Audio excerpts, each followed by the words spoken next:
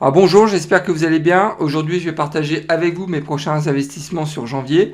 Alors bien évidemment, nous verrons ensemble les principaux indicateurs financiers. J'expliquerai aussi pourquoi j'ai décidé d'investir dans ces sociétés. Alors restez avec moi, on se retrouve tout de suite après le jingle.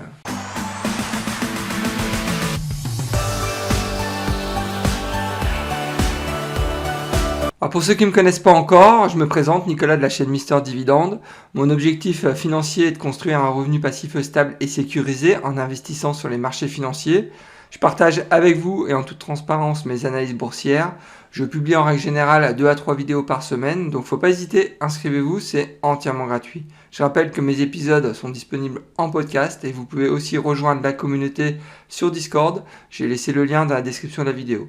Avant de démarrer, n'oubliez pas de liker ma vidéo, c'est toujours très important pour soutenir la chaîne. Alors message aussi important, je tenais à vous informer que je ne suis pas un conseiller financier, qu'il est important de prendre le temps nécessaire pour faire ses propres recherches avant d'investir. Ce n'est pas parce que je partage mon portefeuille que vous devez foncer tête baissée pour copier mes positions. Gardez toujours votre esprit critique, c'est vraiment le meilleur moyen de faire de l'argent sur les marchés financiers. Je pense qu'il est important de rappeler que je gère 4 portefeuilles. Le premier portefeuille, c'est le portefeuille retraite. Je sélectionne principalement des sociétés dont le rendement du dividende est supérieur à 4% et dont la croissance annuelle du dividende est entre 4 et 6%. Le second portefeuille, c'est le portefeuille conservateur. Je sélectionne principalement des sociétés dont le rendement du dividende va jusqu'à 4%, mais par contre la croissance annuelle du dividende est supérieure à celui du portefeuille retraite puisqu'on est autour de 8 à 10% par an. Le troisième portefeuille, c'est le portefeuille croissance. Là, je sélectionne uniquement des sociétés à fort potentiel, avec ou sans dividende. L'objectif numéro 1, c'est que ce portefeuille doit avoir une performance supérieure au S&P 500. Et enfin, le quatrième portefeuille, c'est le portefeuille spéculatif, dont je vise principalement des titres ou des cryptos, en fait, dont la performance annuelle est supérieure à 40% par an. La première société dans laquelle je vais investir sur le mois de janvier, mais pour tout vous dire, j'ai déjà investi sur la fin décembre. J'ai profité justement d'avoir un peu de liquidité pour immédiatement investir dans cette société. C'est la société Micron, donc qui va directement dans mon portefeuille spéculatif. Alors, il faut savoir que Micron, son symbole, c'est MU, donc du secteur de la tech. C'est une société qui fabrique en fait des semi-conducteurs, donc des cartes mémoire. Donc je vous invite aussi à regarder la vidéo que j'avais fait sur cette société. C'est vraiment une société à fort potentiel. Donc bien évidemment, il faut toujours aussi faire ses propres recherches. Ça, c'est vraiment très important. Mais regardez déjà cette vidéo, ça va déjà vous donner quelques pistes de réflexion. Alors le dividende est actuellement à 0,42%. Il faut savoir que je ne peux pas noter pour l'instant le dividende dans la mesure où c'est la première année qui verse un dividende. Donc le payout est à 1%. Le cours est entre 93 et 94 dollars et on est sur une capitalisation boursière de 106 milliards de dollars. Commençons par l'analyse du titre, à savoir que le rendement actuel du dividende ne peut pas être comparé par rapport à sa moyenne sur 5 ans, bien évidemment, c'est vraiment la première année qui verse un dividende, je le répète. Par contre, on constate que son PER est inférieur de 20% par rapport à sa moyenne sur 5 ans. Le PER de Micron est actuellement autour de 9,95 alors que sa moyenne sur 5 ans est située à 12,51. Donc là, il y a un potentiel intéressant si demain je devais de nouveau investir dans cette société. À savoir que le fair value price de Morningstar est à 90, je rappelle que le cours du titre est à 94, donc il y a un premium de 4% selon Morningstar. Moi ce que je pense, c'est que cette société est vraiment sous-évaluée par les marchés et aussi par les analystes et j'en suis quasiment certain que Morningstar va relever dans les 3 prochains mois très certainement son fair value price. Alors regardons maintenant dans le rétroviseur, à savoir que sur les 12 derniers mois de l'année, le titre Micron dividende intégré a une croissance de 35%, alors que sur la même période, le S&P 500 a une croissance de 30%, donc le Micron a surperformé le S&P 500. Sur 10 ans, c'est à peu près le même constat, mais bon, l'écart est encore plus important puisque Micron sur 10 ans a réalisé un rendement de 1377%, équivalent au Microsoft, Apple et Google, donc c'est vraiment une très belle performance, alors que le S&P 500 sur la même période, donc sur 10 ans, a donc eu un rendement de 353% de dividendes intégrés. Donc vraiment très belle performance de Micron aussi sur 10 ans, à savoir que le titre a jusqu'à présent eu 3 splits du titre. Le dernier, c'était en 2000, donc ça commence à dater avec un ratio de 2 pour 1. Et le nombre de titres en circulation a augmenté de seulement 15% sur 10 ans. Je rappelle que Micron est vraiment une société qui est vraiment en plein boom. Et avoir une augmentation du nombre de titres en circulation de 15% sur les 10 dernières années, c'est quand même assez limité, je trouve. Donc ça permet aussi au titre de prendre de la valeur chaque année. Et on le voit une nouvelle fois sur 10 ans. Je rappelle que le titre a quand même pris 1377%, c'est vraiment énorme. Alors au niveau de la distribution du dividende, on ne peut pas dire grand-chose dans la mesure où ils ont commencé à verser un dividende en 2020. Ce qu'on peut dire, c'est que c'est un dividende assez classique, puisque c'est un versement trimestriel en mois 1, donc en janvier, mai, octobre et décembre. Le coupon actuel était à 0,4 dollars le titre. Et au niveau des crises, ce qu'on peut constater, c'est qu'ils ont augmenté leurs dividendes donc pendant la crise du Covid, mais bon, une nouvelle fois, c'est vraiment pas significatif de parler de la politique de distribution du dividende pour Micron. Il n'y a vraiment aucun historique à ce niveau-là, donc je préfère ne pas trop en parler. Alors je pense que c'est vraiment le bon timing pour investir dans la société Micron. Déjà d'une part, le titre est sous-évalué par le marché et par les analystes. Moi je suis persuadé que les analystes vont revoir à la hausse le fair value price de Micron, ça j'en suis persuadé. Ensuite, je pense que c'est aussi un titre qui est idéal pour investir dans l'industrie des semi-conducteurs. Je rappelle que l'industrie des semi-conducteurs, c'est vraiment l'industrie qui va cartonner dans les 10 prochaines années. Et c'est forcément aussi une bonne alternative à Nvidia et AMD qui sont vraiment survalorisés, donc qui sont sur notre planète, ça c'est très clair. Donc si demain vous souhaitez investir dans l'industrie des semi-conducteurs, moi je vous invite vraiment à regarder de plus près cette société. La seconde société dans laquelle je vais me renforcer sur le mois de janvier, ça va être Aflac, qui est dans mon portefeuille conservateur. Donc je rappelle que Aflac, son symbole c'est AFL, du secteur de la finance, en fait une société d'assurance. Son dividende est actuellement à 2,77%. Le dividende est extrêmement bien sécurisé, le payout est à 22%, le cours est entre 57 et 58 dollars et la capitalisation boursière est de 38 milliards de dollars. Sur ma chaîne Mister Dividende, je vous montre comment j'ai réussi à gagner 300 dollars par mois de revenus passifs grâce à mon portefeuille d'actions à dividendes croissants. Alors n'attendez pas, abonnez-vous, c'est entièrement gratuit et bien évidemment si le contenu de la vidéo vous plaît, vous pouvez aussi liker la vidéo. Passons maintenant à l'analyse du titre, à savoir que le rendement actuel du dividende est supérieur de 19% par rapport à sa moyenne sur 5 ans.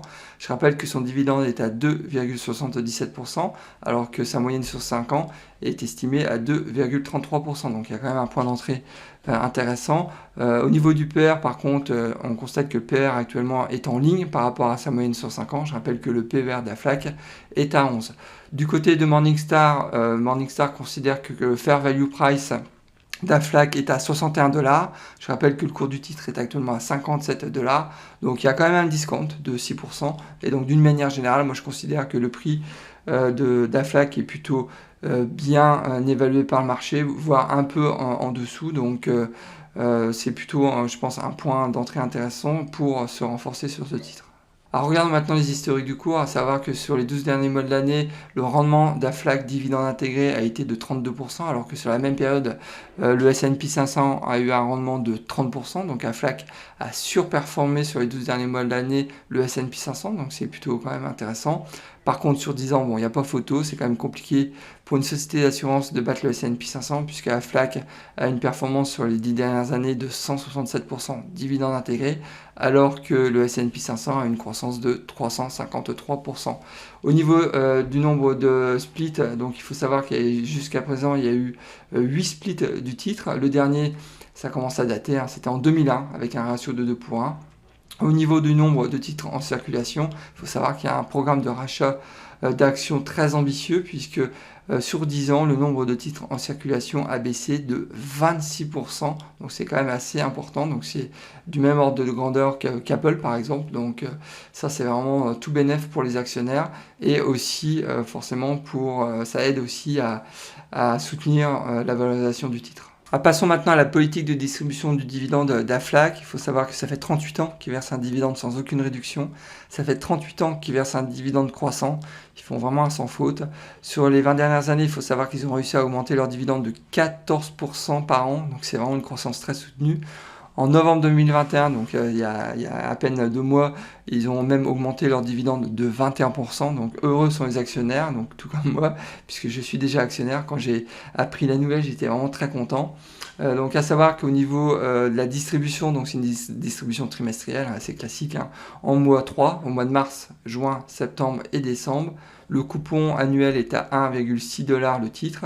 Et au niveau des crises, donc là, il n'y a pas de souci, hein. Pendant la crise financière de 2007 et 2009, ils ont augmenté leurs dividendes. Pendant la crise du Covid, ils ont aussi augmenté leurs dividendes. Ça, c'est typiquement le genre de société qui est vraiment parfaite, hein, pour un investisseur conservateur qui privilégie le dividende, donc le revenu. Ça, je vous invite une nouvelle fois à regarder cette société de plus près. Elle est vraiment exceptionnelle en termes de résultats. De toute façon, quand vous regardez déjà la politique de distribution du dividende, hein, ils font un sans faute depuis maintenant presque 40 ans. Donc voilà, bon, j'en dis pas plus, faites aussi vos propres recherches, mais en tous les cas, moi, c'est clair, je vais me renforcer au mois de janvier. Alors pour conclure, je pense que c'est vraiment le bon timing pour investir dans cette société, puisque le dividende, je rappelle, est très bien sécurisé. On est sur un payout de 22%. La société est exposée au marché américain, mais aussi japonais. Alors si demain, vous souhaitez être exposé au marché japonais dans le secteur des assurances à travers une société américaine, je pense que cette société correspondra à vos critères. Et je rappelle que cette société, donc Aflac, a des fondamentaux qui sont très très très costauds. Ils ont la réputation d'avoir un management très conservateur. Et donc, une nouvelle fois, hein, ça correspond parfaitement à mes critères d'investissement. Sur le mois de janvier, j'ai décidé d'investir pour la première fois sur le protocole Encore. Donc, bien évidemment, là, on est dans la crypto. Donc, ça va directement dans mon portefeuille spéculatif. Alors, le protocole Encore, il est basé en fait sur la blockchain Terra. C'est un système en fait d'épargne, de la finance décentralisée, donc de la DeFi, qui permet à ses utilisateurs de bénéficier d'intérêts stables d'environ 20% par an. Imaginez, donc un investissement, un rendement de 20% par an sur du stablecoin, donc sur du dollar, c'est vraiment énorme, surtout quand on compare à ce que nous proposent nos banques traditionnelles. Alors ce protocole a été lancé le 17 mars 2021. Donc, il a été développé par le Terraform Labs, donc c'est une firme technologique basée en Corée du Sud. Alors sur ce protocole, on peut investir soit dans du stablecoins, donc du Terra UST, et on va revenir donc sur ce jeton. Donc je vais vous en dire un peu plus par la suite.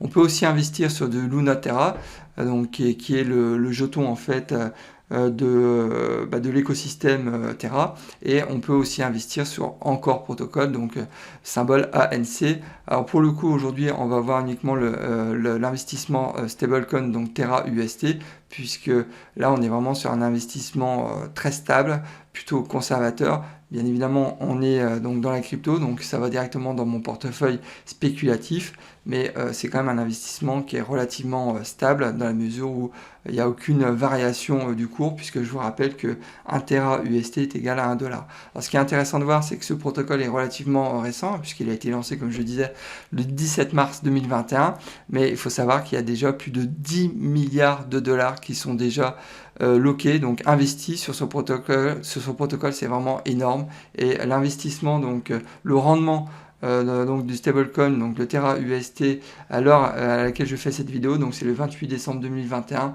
et de 19,5%. Imaginez, c'est vraiment énorme. Alors avant de parler du protocole Encore, je pense qu'il est important de présenter le stablecoin de Terra, donc c'est le Terra USD, son symbole c'est UST. Donc il a été créé en septembre 2020, il est le stablecoin décentralisé et algorithmique de la blockchain Terra. Il s'agit en fait d'un coin qui peut générer du rendement dont la valeur est 1 UST est égal à 1 $, donc ça c'est le principe du stablecoin. Donc il a été créé pour offrir en fait une solution évolutive pour la défi à la communauté Terra. Donc le Terra USD promet entre autres un niveau élevé d'évolutivité. Donc on va pouvoir le retrouver dans différents protocoles de la défi, et je pense que sur l'année 2022, je vous présenterai d'autres solutions d'investissement avec l'UST. Donc il promet aussi une grande précision des taux d'intérêt et une utilisation interchaîne accrue, donc c'est ce qu'on appelle l'interopérabilité. Donc je vais y arriver. Donc l'UST, on peut le retrouver sur les principales bourses d'échange, donc entre autres KuCoin, Binance, Uniswap. Donc la capitalisation actuelle du marché de l'UST est de 9,8 milliards de dollars. C'est le quatrième stablecoin après l'USDT, l'USC et BUSD. Et ses principaux concurrents donc, sont le Tether, l'USDT de Tether, le BUSD de Binance et aussi l'USC de Coinbase. Pour investir sur le protocole Encore, il faut suivre 5 étapes. La première étape, c'est bien évidemment de créer un wallet Terra, donc un portefeuille Terra, donc c'est ce qu'ils appellent un Terra Station, donc qui est que vous pouvez télécharger soit sous Android, soit sous iOS. Donc la prise en main elle est très simple, donc ça prend vraiment 2 minutes. Ensuite, il faut acheter donc du Luna Terra donc sur un exchange. Moi je vais l'acheter donc sur crypto.com, mais du Luna Terra, vous pouvez en acheter sur Binance, sur Coinbase. Enfin, de toute façon, il est disponible sur les principales exchanges. Donc ça, à ce niveau-là, il n'y a pas de souci. Ensuite, c'est Luna Terra. Donc vous transférez ces Luna Terra sur le wallet Terra Station, d'accord, pour ensuite faire un swap donc des Luna en UST. Donc faire un swap, ça veut dire que vous échangez vos Luna Terra en UST, donc le stablecoin de Terra, pour ensuite déposer ces stablecoins, donc ces UST, sur le protocole Encore. Donc toutes ces opérations, donc ça prend à peu près 5 minutes, pas plus. C'est vrai que suivre 5 étapes, c'est assez fastidieux dans un premier temps, mais je vous rappelle que dès lors que vous avez créé de toute façon votre wallet, votre portefeuille Terra, ensuite vous avez 4 étapes à suivre. Une nouvelle fois, c'est vraiment très très rapide, et la prise en main en plus c'est vraiment très simple. Les frais de transaction sont autour, l'ensemble des frais de transaction qui sont ici, c'est à peu près $1 pour l'ensemble de ces transactions, pour un investissement de $1000. Donc c'est quand même des coûts de transaction vraiment très faibles. Ce qui est intéressant aussi sur le protocole Encore, c'est qu'on peut souscrire à des assurances pour sécuriser aussi son investissement. Donc c'est vrai qu'on est dans la défi, donc il y a quand même l'investissement est quand même à risque. Donc d'après ce que j'ai lu, moi j'ai pas encore souscrit à une assurance, mais le coût d'une assurance serait autour de 2%. Donc sur un rendement de 20%, il faudrait, si vous souhaitez souscrire à une assurance, retirer 2% donc sur le rendement. Donc voilà. Alors je laisserai aussi une vidéo un peu plus détaillée sur le protocole Encore, qui est vraiment très intéressante si vous voulez pousser un peu plus loin vos recherches sur ce protocole. Donc bien évidemment, faites aussi vos propres recherches, c'est vraiment très important. Mais là, je pense que c'est aussi il y a aussi quelque chose à faire. Donc si demain vous souhaitez investir donc en crypto et particulièrement en défi, donc un investissement, je rappelle, avec un rendement de 20% sans une grosse prise de risque, c'est pas tous les jours que ça se présente. Pour résumer sur le mois de janvier, il faut savoir que je vais investir sur mon portefeuille conservateur et sur mon portefeuille spéculatif. J'ai déjà beaucoup investi sur mon portefeuille retraite et mon portefeuille croissance durant le dernier trimestre 2021. Donc je ne peux pas tout faire en même temps. Donc sur le mois de janvier, j'investirai donc sur mes portefeuilles conservateurs et spéculatifs. Eh bien écoutez, nous arrivons déjà à la fin de cet épisode. Alors j'espère que le contenu de cette vidéo vous a plu, que ça vous a donné quelques idées pour investir. Alors n'hésitez pas aussi à me laisser des commentaires si vous souhaitez avoir davantage d'informations, soit sur Aflac, Micron ou encore sur le protocole Encore. Mais en tous les cas, n'oubliez pas de liker ma vidéo, c'est vraiment important pour soutenir la chaîne et m'encourager à continuer ce type de contenu. Si vous n'êtes pas encore inscrit à ma chaîne, inscrivez-vous, c'est entièrement gratuit, donc il faut en profiter. Eh bien écoutez, je vous souhaite plein de bonnes choses et je vous dis au prochain épisode et surtout, bon trade, au revoir.